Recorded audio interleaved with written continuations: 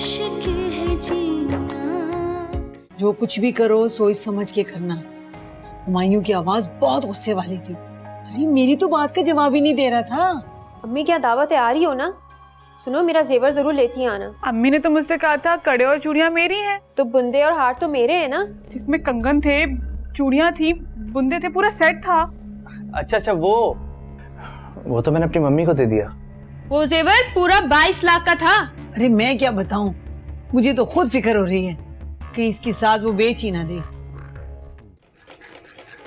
मुझे एक बात बताओ, ये रोज रोज नई नई खबरें आखिर तुम्हें देता कौन है? अरे किसने बताना है अम्मी? उनके अपने दामाद ने बताई होगी।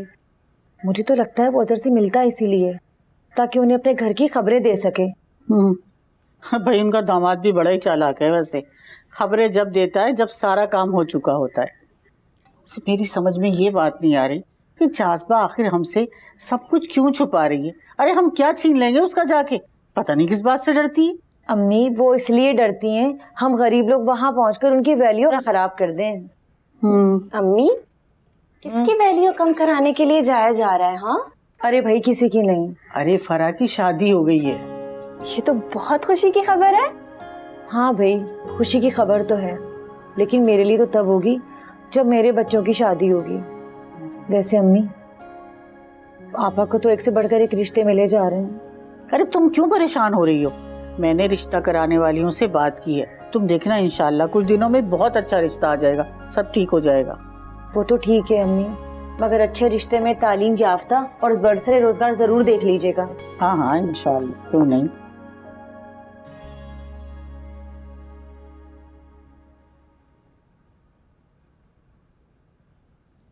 यार क्या तुम ये सब काम करती रहती हो? बैठो। हर वक्त तो मैं बैठी ही रहती हूँ, मैंने सोचा थोड़ा काम ही कर लूँ। लेकिन ये काम तुम पर सूट नहीं करते। तो क्या सूट करता है मुझ पे? तुम बिजनेस करो ना। बिजनेस? हाँ। मैं कैसे बिजनेस करूंगी? मेरा कोई तजुर्बा थोड़ी है। अरे तो पहले किसे एक्सपीरियंस होता है? मेरी मम्मी को ही देख लें, उन्हें भी नहीं था, लेकिन थोड़े पैसे लगाए तो आज देखें वो दुबई में अपना काम कर रही हैं। पर मैं कहाँ से इन्वेस्ट करूंगी? मेरे पास तो थोड़ा सा भी नहीं है। मैं हूं। और बुरा ना मानो तो एक बात बोलूं, तुम अपना हिस्सा लो ना। क्या? कौन सा हिस्सा? देखो तुम्हारे भाइयों के बिजनेस में, प्रॉपर्टी में जो तुम्हारा शेयर है वो तुम उनसे मांगो। देखो इसमें मुझे कोई लालच नहीं है, क्योंकि मैं तो खुद एक फ्लैट तुम्हारे नाम कर रहा हूँ। और लड़की की सेल्फ सेटिस्फेक्शन के लिए तो कुछ ना कुछ होना चाहिए।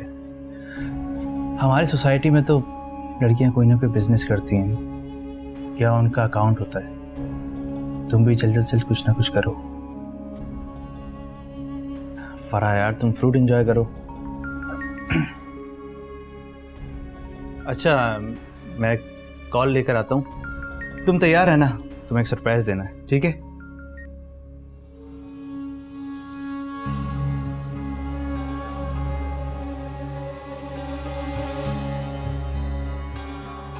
हाँ क्या मसला है यार? यार मेरी शादी को बामुश्किल 1 महीना हुआ है, तुझे कह तो रहा हूं सब्र कर ले। तू फिक्र क्यों करता है? 1 महीने का किराया दिया है ना, मजीद दे दूंगा। तुझे मैंने जो काम कहा था वो तूने किया? जमीन पर बोर्ड लगाने का, मैं उसे लेकर आ रहा हूं।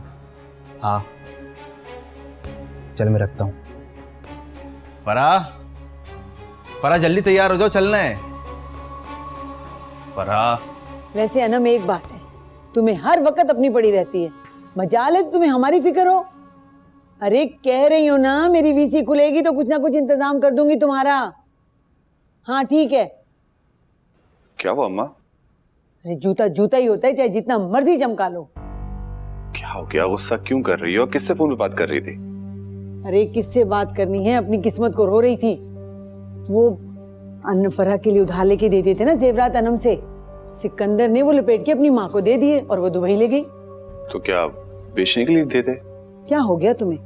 चंद लाख के जेवरात बेचेंगे क्या वो? अरे संभाल के रखने के लिए दिए थे। अब अनम ने मेरी जिंदगी अजाब की हुई है, फोन पे फोन, फोन पे फोन। मैं तो कह रही हूँ फराज, कुछ ना कुछ इंतजाम कर दो उसका बस। क्या हो गया अम्मा? और कब तक मैं इनका पेट भरता रहूंगा? ये लोग कब्र में भी चले जाएंगे ना तो इनका पेट नहीं भरेगा। क्या हो गया तुम्हें? शर्म आ रही है? बहन है वो तुम्हारी। अम्मा मैं उसकी बात नहीं कर रहा हूँ, उसके ससुराल वालों की बात कर रहा हूँ। तो क्या करूं? घर बिठा लूं उसे? अरे बहनों का भाइयों पे हक होता है। अम्मा सारा हक आपको बहन का याद है, और जो भाई इतना कुछ कर रहे हैं वो कुछ भी याद नहीं आपको। बस कर दो तुम।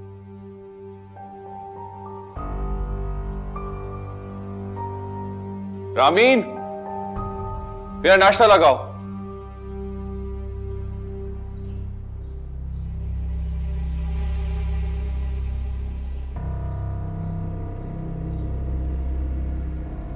ये क्या है सिकंदर, ये कहाँ आ गए हम? मैंने कहा था ना तुम्हारे लिए सरप्राइज है। कैसा लगा मेरा सरप्राइज? इतना बड़ा प्लॉट? तुम्हारे लिए, बस तुम्हारे नाम कराना बाकी है। इसकी लीज मिल जाए तो कंस्ट्रक्शन भी शुरू करा देंगे। चलो बाकी बातें गाड़ी में करते हैं। अरे अल्लाह, मेरे नाम का बोर्ड भी लगाए, कितना अच्छा है। हम चलिए चलिए, अम्मा को भी बताऊंगी।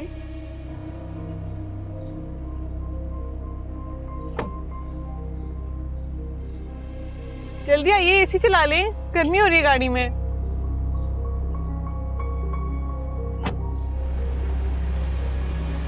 पाँच साल से वो प्रॉपर्टी आपने खरीदी हुई है और उसको रोड के साइड में ऐसे फेंक दिया है जैसे कचरा हो।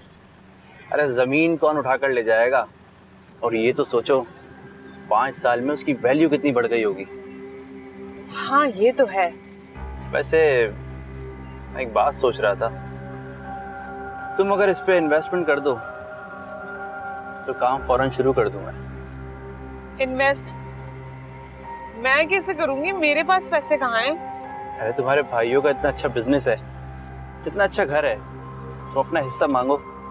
जब यहाँ पर घर बन जाएगा, वो घर बिकेगा, उसकी डबल कीमत मिलेगी। मैं क्या कहती हूँ कि हम ना ये प्लॉट बेच देते हैं। इसको बेच के 2-3 घर तो आराम से बन जाएंगे, फिर उसके आगे काम बढ़ाते रहेंगे। मेरे मॉम डैड मुझे जान से मार देंगे, उन्होंने बहुत शौक से खरीदा है। तुम एक काम करो, तुम फराज से और साथ से बात करो इन्वेस्टमेंट के लिए, फिर आधे पैसे उनके और आधे मेरे। अब क्यों? ये प्रॉपर्टी तो वैसे भी आप मेरे नाम कर रहे हैं ना, तो जो भी मुनाफा आएगा वो मेरा ही होगा।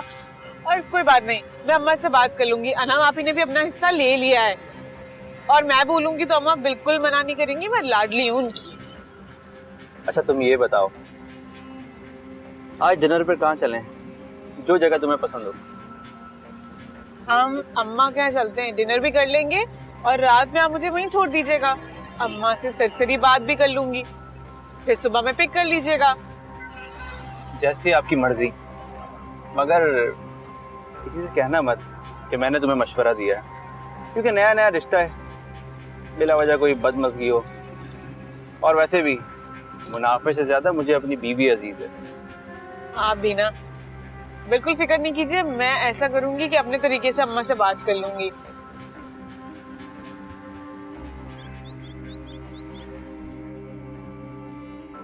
अच्छा, तो कल फरा इसलिए रुकी थी कि उसे अपना हिस्सा लेना याद आ गया। याद आ गया कि क्या मतलब है? ऐसी बातें हमारी बहनें नहीं भूल सकती। तुम दोनों बेवकूफ तो नहीं हो भाई? जितना अनम को दिया है उतना फरा को तो दोगे ना। अगर वो ज्यादा रकम मांग रही है तो तुम लोग अपना मुनाफा रख लो उसमें से। हाँ हाँ, बाहर दरक पर ही तो नोट लगे। फरा साहब बाहर जाएं, उतारें और फरा को दे आए। अम्मा क्या हो गया? अब्बा की जो प्रॉपर्टी थी वो अनम बिकवा चुकी है और कर्जे से सारी ली हुई रकम हमने बिजनेस में लगा दी है। उससे जो प्रॉफिट आता है उससे ये घर चलता है, और इतनी बड़ी रकम हम लोग कहां से लाके देंगे? अरे वो जिसके साथ तुम बिजनेस कर रहे हो, क्या नाम है उसका? काशान। हाँ काशान, उससे कहो कि तुम्हारा शेयर कम कर दे। फर्रा बता रही थी अगर 2-3 महीने में बिल्डिंग खड़ी हो जाए ना तो मुनाफा लागत से 3 गुना ज्यादा होता है। अरे 2-3 महीने में सारे मसले अपने हल हो जाएंगे। वैसे तरक्की करने के लिए कुछ रिस्क तो लेने पड़ेंगे फराज भाई, क्या ख्याल है? हाँ, सारे रिस्क तो मैं ही ले ना, तुम कुछ भी ना करो, सिर्फ बैठ के मशवरे देते रहो। फराज भाई, आप ही ने तो मुझे कहा था कि तुम्हारा तजुर्बा नहीं है, सो मैं दूर हो गया। ठीक है, मैं काशान से खुद बात करता हूँ। और हाँ अम्मा, जब रकम दे रही हूँ ना तो पक्के कागजात पे लिखवाना कि उसे ये रकम दे चुकी है, और बाकी के रकम में से जो भी मुनाफा आएगा उसमें से उसका एक फूटी कौड़ी भी नहीं होगी। तुम्हें तो बहनों पे एतबार ही नहीं है। ये जो अय्याशियां कर रहे हो ना, ये सब फराह की वजह से। भूल गए तुम?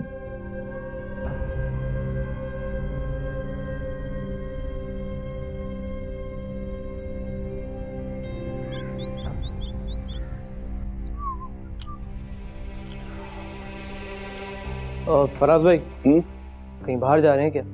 हाँ यार, वो रामीन को घर के लिए कुछ चीजें चाहिए तो मैं बाहर ग्रोसरी करने के लिए जा रहा हूँ। वो मुझे एक जरूरी बात करनी थी। बोलो। ये जो अम्मा फराह को रकम देने की बात कर रही हैं वो तो बहुत ज्यादा है। अब ऐसे भी कोई बिलियनर नहीं बन गए हम। हाँ यार, मैं खुद भी बड़ा परेशान आ गया हूँ रोज रोज रकम देने वाली बात से। और उन्हें कुछ समझाओ, ना ही उन्हें समझ में आती है, ना ही उनके अकल में कोई बात आती है। मैं तो कहता हूँ कि फराह को बीच से निकालो। वो आधे पैसे अपने पास रख लेगी, ऐसी आदत है उसकी। डायरेक्ट सिकंदर से बात करो, उसे कहो कि भाई 50-60 लाख का ही बंदोबस्त हो सकता है, उससे ज्यादा नहीं। क्या तो बिल्कुल ठीक रहे हो कि 50-60 लाख रुपए में घर तो तामीर हो जाएगा और मुनाफा भी अच्छा आना शुरू हो जाएगा। तो और अगर काशान से पैसे निकाल लिए तो हमारा गुजारा कैसे होगा? और बैंक, वो हमें छोड़ेगा भला? अच्छा ये बताओ कि तुम्हारे पास कितनी रकम है? और क्योंकि मुनाफे के अच्छे खासे पैसे तुम ही रख लेते हो। मेरे पास कहाँ कुछ पैसा है, बचता कहाँ है मेरे पास, सब लग जाता है। और वैसे भी अगर मैं मुनाफे से पैसा रखता हूँ तो सब मेरा ही है। क्या मतलब? भाई जाहिर है ये घर कारोबार मेरी बीवी की तरफ से ही तो है।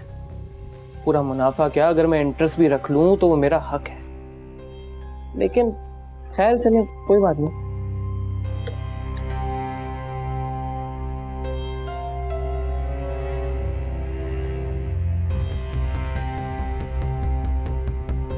तो ये बात है, ये मुझे बेवकूफ समझता है। खैर कोई बात नहीं।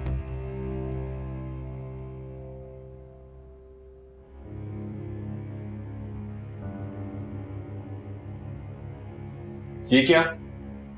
मैं कब से तुम्हारा गाड़ी वेट कर रहा हूं, तुम यहाँ बैठे हुए क्या सोच रही हो भाई? कुछ नहीं फराज, मैं बस यही सोच रही थी कि इतनी शानदार बिल्डिंग 3-4 माह में कैसे तामीर हो सकती है। देखो रामी, अपने नन्हे से दिमाग में ना इतना जोर मत डालो, इसकी कोई जरूरत भी नहीं है। बिल्डिंग कब बनेगी, कैसे बनेगी, वो हो जाएगी। कैसे जोर ना डालूं अपने दिमाग पर? मतलब सिकंदर रहता तो छोटे से फ्लैट में और बेचता वो बिल्डिंग है। मुझे तो उसकी सारी बातें बेसरोपा लगती हैं। और अपना बिजनेस तो ऐसे शो करता है और उसके पास कोई कीमती गाड़ी भी नहीं है। अच्छा, तो एक्चुअली तुम जेलस हो रही हो उन लोगों से कि तुम्हारी शादी तो एक आम इंसान से हुई है और मेरी बहन वहां ऐश कर रही है ना? फराज, मैं क्यों किसी से जेलस होंगी?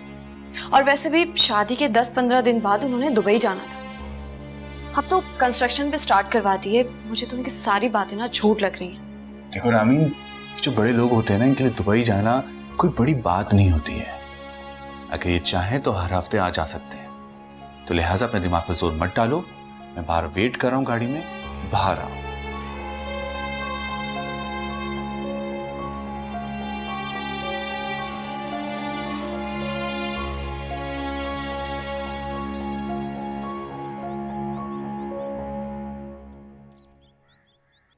क्या बात है राबिया, तुम यहाँ इस तरह आकर बाहर क्यों बैठ गई?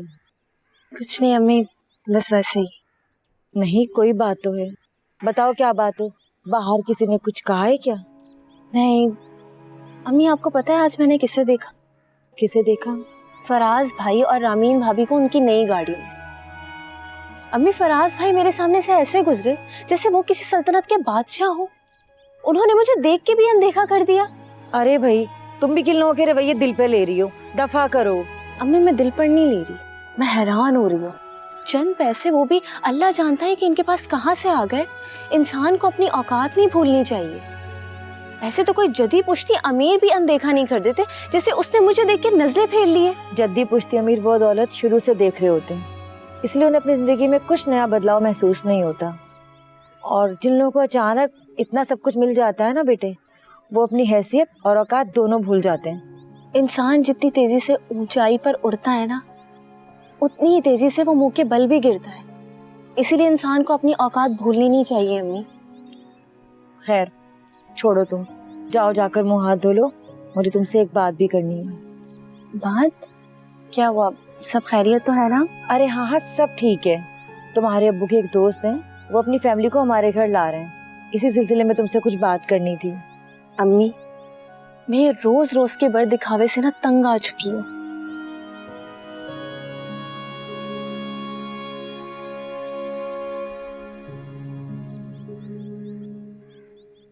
लिली, लिली, कहाँ है लिली? लिली, माली बाबा, आपने लिली को देखा है कहीं पे? नहीं। जाएं जाके लिली को ढूंढे। जी देख लेता बेगम साहबा। जब से आई हूं नहीं मिल रही है मुझे। लिली, कहाँ है लिली? जी बेगम साहबा, ये बिल्ली आपको मिल गई। Thank you. लिली आप कहाँ चली गई थी?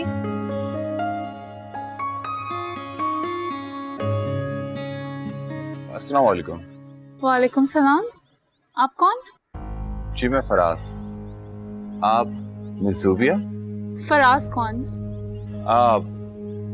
मैं काशान का बिजनेस पार्टनर हूँ, उससे मिलने आया हूँ। बिजनेस पार्टनर हैं तो ऑफिस में मिलें, घर पे? I mean, आपकी कोई मीटिंग थी घर पे? जी, अब मैं यहाँ आया हूँ तो कोई मीटिंग ही करने के लिए आया हूँ। अगर आप बुरा ना माने तो मैं वेट कर लूँ? आ जाएं, आप अंदर आ जाएं। Thank you.